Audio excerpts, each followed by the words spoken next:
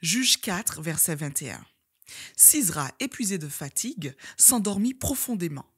Yaël prit alors un marteau et un piquet de la tente et s'approcha doucement de lui. Elle lui transperça la tête avec le piquet qui s'enfonça dans le sol. Sisera en mourut.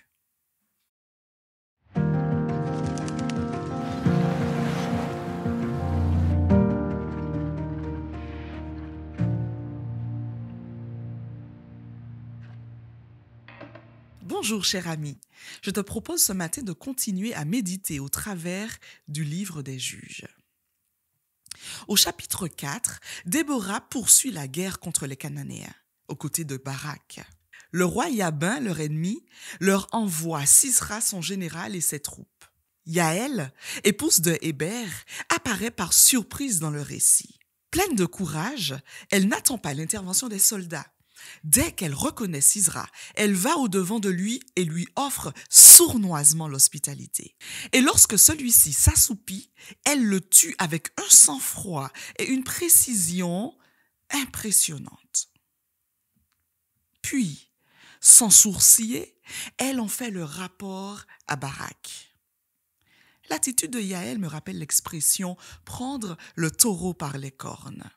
Selon cet adage, il s'agit de s'attaquer à une difficulté avec détermination, sans chercher à l'éviter, bien sûr, en la prenant de front. Avoir un caractère décidé, faire preuve de fermeté, n'est pas chose aisée au quotidien. Il t'arrive parfois de succomber aux influences extérieures ou de faiblir sous la timidité. En Christ, tu as le pouvoir de faire face à l'adversité avec une entière confiance en sa présence et son soutien.